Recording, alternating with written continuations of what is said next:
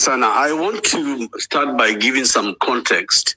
I first met Honorable Raila Odinga in the 90s when I was chief executive of Finance Magazine with Honorable Gachoka Tabaki. Gitobwi Manyara was running the Nairobi Law Monthly, as Dr. Willie Mutunga will remember. And Pius Nyamora was running Society Magazine. And sometime in the mid-90s, Kenneth Matiba bought The People and put Didan Bogua there and David Makali. In those days, when we were interacting with Raila Odinga, he was really a lead in voice in the second liberation and the no reform, no election cry and calls of that era. Now, the reason I'm raising this issue of where these things started and why I think I need to raise my voice, because some of the things Dr. Miguna Miguna has been saying over the years have not had a corroboratory voice, and they are very important. I did not participate in the last general election by choice because other than the BBI marriage that was crafted by Uhuru Kenyatta and Raila Odinga, there was nothing that was being offered in that election that could be able to liberate the people of Kenya. And yet I could not support William Ruto, so I decided to stay quiet. But when the election results were announced and Mandamano began in Kenya, there was a call that maybe they can redeem themselves, Azimio la Umoja. So I flew from Diani to Nairobi, and I met a group on the first day of Mandamano that Raila Odinga had convened in Riverside Drive. And when I got there, I found several people. I found James Orengo, I found Amolo Otiende, Senator Ladama, Ruth Odinga, Wajakoya, Professor Makau Mutua, and I will remember if I've forgotten who else was present. And the moderator of that session was Professor Makau Mutua, kind of asking, we have begun this Mandamano and why? So several speakers spoke about why the Mandamano was an option, why we are going back to the streets, and at that time, the danger of people losing their lives. And why I have come out at this time is because of what Raila said in my presence. He stood up and said that he had wanted William Ruto to govern and give him a chance to see what kind of president he would be. But when he saw that he has bought MPs, he has bought political parties, he is cutting the democratic gains of the 90s, this man is following the architecture of Kaguta Yoweri Museveni and of the president of Rwanda, and that it will become a problem to contain him in the future. And that is why he has decided as Raila to come out in Mandamano, and he will risk his life. It doesn't care if he lives or dies, but will not allow Ruto to go for anywhere anymore with taking away the gains of the democratic evolution of the 2010 constitution. And I took him at his word. Now, obviously, if you fast forward a bit, we then heard of certain talks going on behind the scenes. The Nigerian former President Obasanjo in Mombasa, in Ali Hassan Joho's house, and I don't know where. And eventually the whole issue of the African Union and all those things came up. And that was a way of removing the issues that were important, that were to be captured in NATCO, which means that the killing of democracy means there is no opposition to hold the president to account. Why? You buy MPs, you buy political parties, you use money and power and influence. And in fact, Azimio la Umoja had the majority of MPs. But this man bulldozed his way unconstitutionally, bought parliament, and forced a majority government. That is when Ruto became a thug. The moment he took over the National Assembly by force, and then I decided at that point, we are dealing here with a monster. And since that time, he has taken the opposition for a ride, and a ride, and a ride again. He called them to NATCO. There was no intention whatsoever to implement anything of the NATCO, including the IBC. But thank God for these children of this nation of Jay-Z because of their struggle, because of the deaths of the people we have today honored by remembering their names, this dictator has begun to implement just one part of the IBC reforms. And I know Dr. Miguna will agree with me that this is even itself dangerous, because who is going to appoint that panel? Who will they be? Will they be now people they sit down, Odinga and Ruto, and they decide who to appoint? And then from there, they appoint another puppet commission or electoral commission, and this country goes from worse to worse.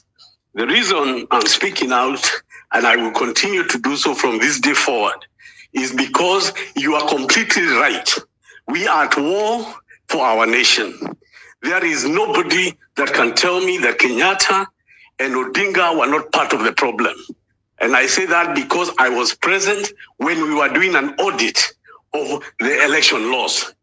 And it was agreed that Maandamano is being done not for anyone to gain, but for the emancipation of the Kenyan people. But for Baba, all it took for him was to be offered the African Union job, and he betrayed all the people of Kenya because he never believed anybody else could fill the streets. In fact, I remember when people used to fight Dr. Miguna from Nyanza, they used to say Miguna cannot fill the stadium.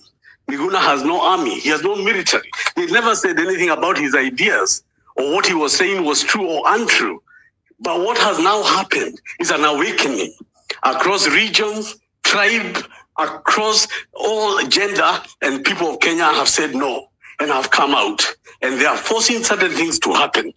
The second thing I want to raise is the issue of the military. You know, the law that directs Parliament to consider the deployment of military is contained in Section 241. Now, 241 has two sections. Section 3B allows the Minister for Defense, without a motion of Parliament, just notifying to bring out the military in cases of disaster and emergencies. But Section 3C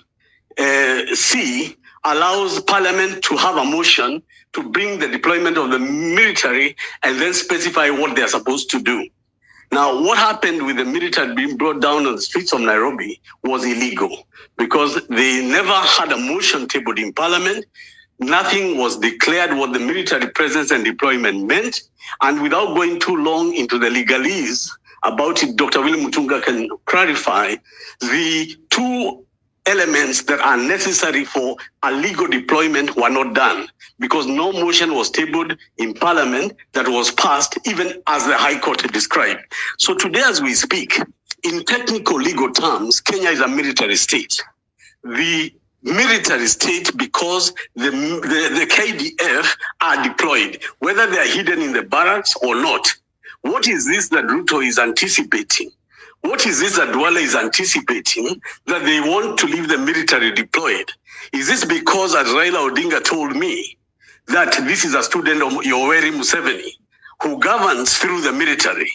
So I cannot put anything past this president because a man who can see 20, 12-year-old children being shot 7, 10 bullets, 70, you are talking about 41 people dead, and not even a government minister attending any funeral. Why do you think this man, if things go south, they cannot bring in the military? As we speak today, I saw Kenyans in Muranga take over a police station because they did not believe that the murderer who was alleged to have committed a crime would be taken for justice. So they raided the police station and they killed him, just as we speak. So my question is, and to the people that are doing the demonstrations, including all of us, we have to keep asking the question, why is there a legal military deployment in Kenya? And in fact, who has to benefit from it? And what chaos is there in Kenya that requires that? Or is somebody going to manufacture a problem like they did when they went to Githurai the other day? And they created a problem. Are they going to sponsor some kind of terrible issue and call it a problem? The other third and final issue I want to raise is the issue on corruption. I am looking at what happened the other day to the former governor of Migori, who was charged with crimes of up to 1.9 billion And somewhere, the executive and others are negotiating with him to go scot-free, catch some property of 200 million. Who knows what will happen to the other charges? You remember the MP for Cilicia, John Waluke, was jailed for stealing nearly 1 billion with National Cereal Produce Board. He was jailed and convicted for 67 years. He was serving a jail term, and the alternative was he had to pay back at least 1 billion that was lost by the government, and that is the only way in which he would otherwise be released.